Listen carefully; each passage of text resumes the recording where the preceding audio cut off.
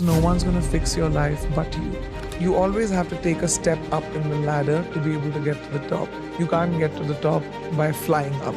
Human beings don't fly. For me, what has always worked is having the small next dream, the next step. When I was younger, it was really romanticized that you're going for it and just keep going. And it's like you have to work 24 hours, do 4 movies in one time, 5 shifts, don't sleep, don't eat. And the more a person does that, the more successful you will be. But as I have seen and lived more life, I've realized having a work-life balance is really important. Give yourself a break. It's okay. You just have to do the best you can. Survive, keep your head above water, and slowly you'll see you'll be walking up. So this romanticization of work has to be tough and work has to be rough, it's not. Work can be your companion. Work can be creative. Work can be something that gives you joy. And now I've reached a point where that work-life balance for me is most important.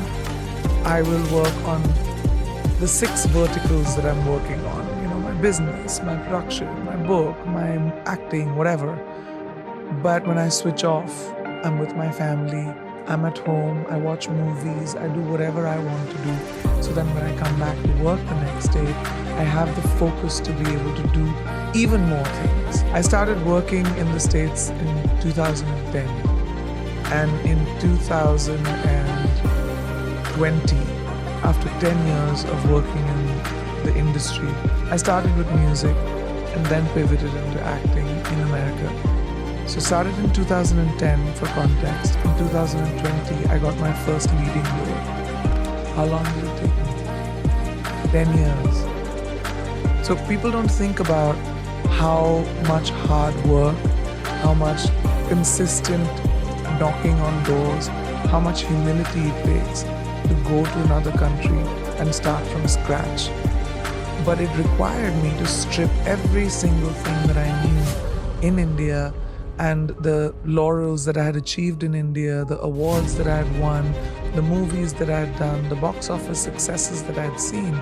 It required me to walk into rooms with extreme humility and introduce myself to people, to take my show reel and say, this is the work I have done. I would love to work with you. You have to go, you have to pound the pavement, you have to walk in, you have to be rejected, you have to audition, and you have to work around the culture of a new country. And that was so hard. I had to swallow the humility pill, and I was willing to do that hard work. And then, 10 years later, I finally got my leading role in a movie. The tears that it took when you move to a new country with no friends, no family, working with people that don't know you and don't know what you are able to achieve. When I first started doing Quantico, my co-actors did not understand the hoopla around me. They were like, who is this person? Like, why are you, the lead of, that was the first time I got a lead role in a television series. And they just couldn't understand why. And it required me to just, be humble and say, I'm okay, this is a new environment. It's easy to go fishing from your boat, but when you have to go deep sea diving, it's a completely different thing. So you have to learn according to your environment. So no, it wasn't easy. It was very hard. It took a lot of sweat, tears, and blood from me to finally be able to reach where I have reached. So when you say, I don't want to pass off the work that it took to get there and the time and the commitment that it took to get there. You have to shut off the noise. There are many people that will want to pull you down, but don't focus on that. Focus on the one person that believes in you. Focus on the light, a little sliver of light that you might see, a little bit of inspiration that you might see. And that's the hardest thing to do because you're bogged down by baggage. You're bogged down by shackles of people holding you down. So you have to really push forward. And that's just individual. Do you have that inside of you to fight that fight for yourself? Or are you going to wait for somebody else to do it? That's an individual choice. The point is to be able to walk into a room and not be judgy and say, who are you? What are you doing? you're different, you speak a different language.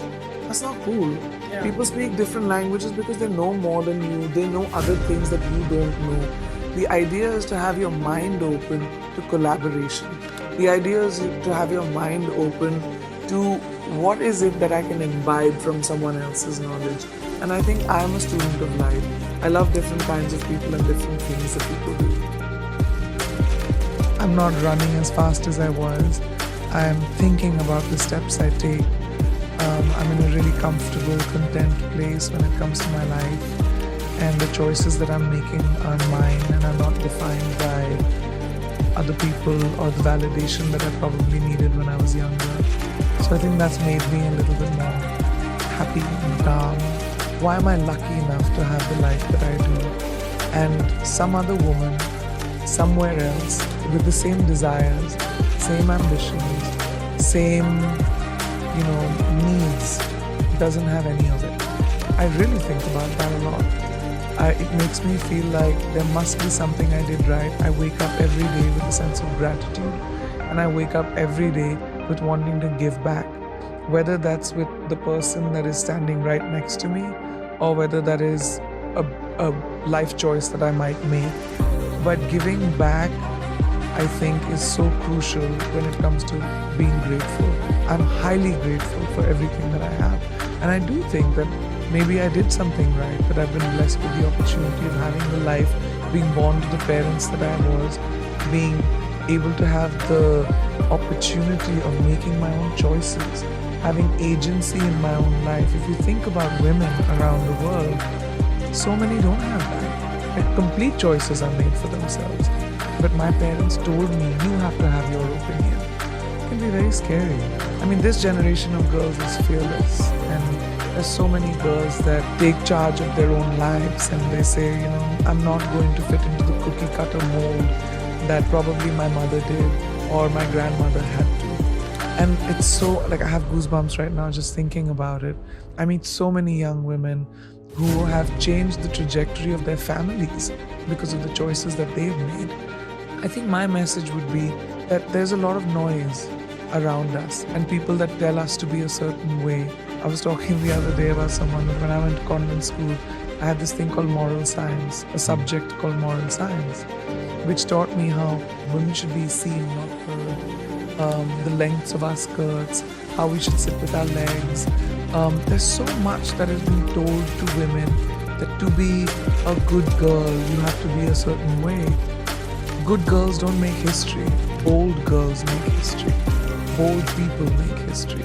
So if you want to be the lead actor of your movie, which is your life, you've got to take choices that might be contrary to what you've heard.